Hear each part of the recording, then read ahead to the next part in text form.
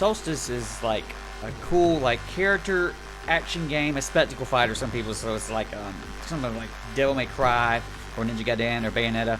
And it was made by like this small indie team in Italy. It's been on my radar for a long time. So as soon as it came out, I mean, I had to get it because you know, character action games they're just not happening very much, especially these days. I mean, there is no Ninja Gaiden anymore, honestly. So here comes another one, and bro, I was all on it. And so it's about two sisters. His name is Briar. That's the main character. She walks around with a freaking big ass sword. It transforms into a hammer, and you can like bring a whole bunch of cool weapons and start blowing the hell out of all enemies in all directions and all that good shit. Air combos and freaking, you know, slow down bullet times. All the cool stuff's there.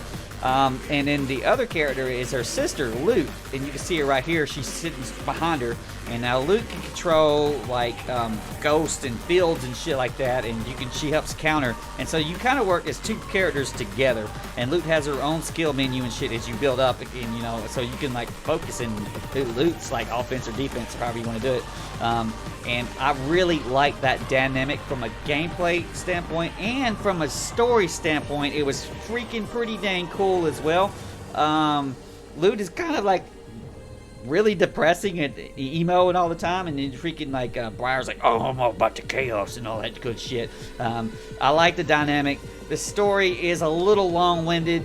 The game itself is honestly a little long-winded. At about 20 hours is honestly kind of too long for these kind of games.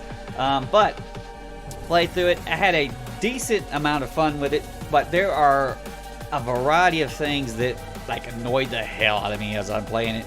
And so while you're playing that cool dubstep, you're getting combos, you're all like frothing in the mouth, killing everything. You know, I love these type of games. Then you have like annoying as fuck camera angles. People kind of bitch about the static camera angles in the fights. I mean, not in the fights, but in the actual level. It kind of veers around, kind of like Resident Evil. It shows you like a cool perspective. I didn't mind that so much. But like during the fights, this camera will go ape shit. It'll go ape shit nuts, and you're kind of fighting with it. There'll be shit off the screen. There'll be like enemies that you have to do Lute's force field for red to fight the red enemies and blue to fight the blue enemies, and you'll kill some red mini boss, and like little blue ghosts will pop out everywhere, so you have to change your field, and if you're not in that field, you can't see them. They got little tethers that attach to the body of the boss you killed. If you do not kill them suckers fast enough, they go back in and res the boss up, and it is obnoxious as hell to try to get to them shits because they scatter around, or when you knock them, you knock the shit out of them, and knock them 50 feet, and you have to run up to them to fight them again. And it's getting a good target on them is like really damn hard. The target works great for a situation similar like this, but it would be nearly impossible to focus in on one particular enemy, especially if you need to focus them for these damn. Gotta turn my damn phone off. But for these situations, it just drives me nuts, and I was cussing real damn pissed. Played it on night difficulty because I'm pretty good at these games, and even at night, I never actually got a game over. You could die, but you have extra mana. It just brings your ass back to life, and it's kind of just keep your damn potions and shit, and I never died. So from a difficulty perspective, coming from something like, say, Neo 2 or Dark Souls, this is freaking easy. I am good at these games, Brian. Is that... I don't know. I would play it all night to the get-go, and I think you could drop it down if it isn't for you.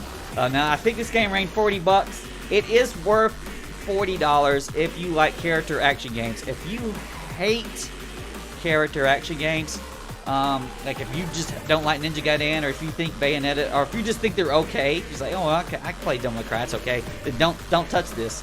Because there's enough flaws here that it's going to kind of, it's going to hamper your experience. And with it being 20 damn hours long, that tends to be fairly long for these type of games. They're usually about half as long as that. And what reminds me of is honestly Lord of Shadow, Castlevania Lord of Shadow back in the day.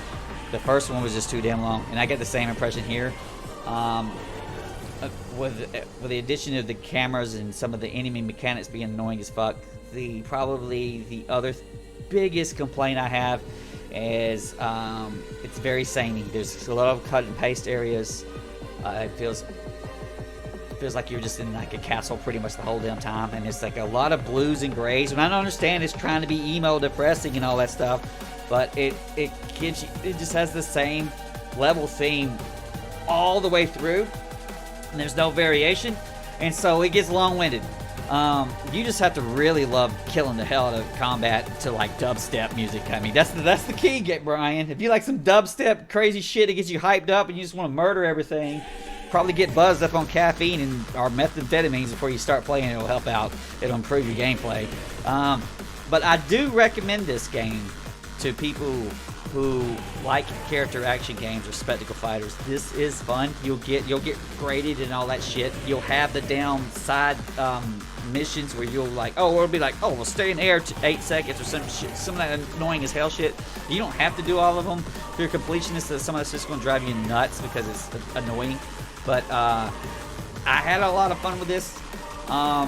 They've left like a giant, I don't know if you call it cliffhanger or just a huge wide open for this almost like trilogy. I don't think that's a good idea. If that's you're doing your best game, you should make a complete experience right from the get-go. But it's crazy, it's nuts. I like the story, where they went with the chimeras and all the other shit. Fun. The bosses can drive you freaking nuts, especially little mini bosses like that one. Hopefully you'll find a weapon that you can find that's interesting. There's not too much involved as far as combos or anything like that, but otherwise I do like it. It will drive you nuts. It has got a lot of flaws, but it might be something to pick up about at $20.